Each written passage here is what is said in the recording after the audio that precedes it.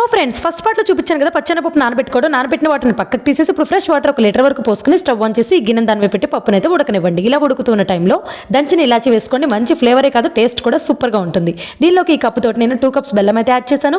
మీకు ఇంకొంచెం స్వీట్నెస్ కావాలంటే ఇంకొద్దిగా బెల్లం వేసుకోండి. ఇప్పుడు జాగ్రత్తగా పట్టుకొని పప్పు గుత్తితో మొత్తం స్మాష్ చేసుకోండి. దీనిలోకి కొన్ని కిస్మిస్ అయితే యాడ్ చేస్తానండి. పిల్లలు కూడా ఇష్టంగా తింటారు, మీరు కూడా మరింత ఇష్టంగా లాగిస్తారు. అంత బాగుంటుంది కిస్మిస్ వేస్తే. ఓకేనా? దీనిలోకి ఒక సీక్రెట్ ఇంగ్రీడియంట్ శనగపిండి 1 స్పూన్ వేయడం వల్ల బూరెలు మంచి ఎక్సలెంట్గా వస్తాయండి. అలాగే కొద్దిగా నెయ్యి వేసి మొత్తం కూడా కలుపుకొని పక్కన పెట్టి ఉంచండి. ఇప్పుడు మినపప్పు బియ్యం ఉంది కదా, దానిలో మిక్సర్ జార్లో వేసుకొని కొద్ది సాల్ట్ యాడ్ చేసి పిండిని అయితే బాగా రుబ్బుకోండి. బాగా అన్నానని చెప్పేసి మరి బిగుసుగా అయిపోకూడదు, మరి జోరుగా అయిపోకూడదు. ఓకేనా?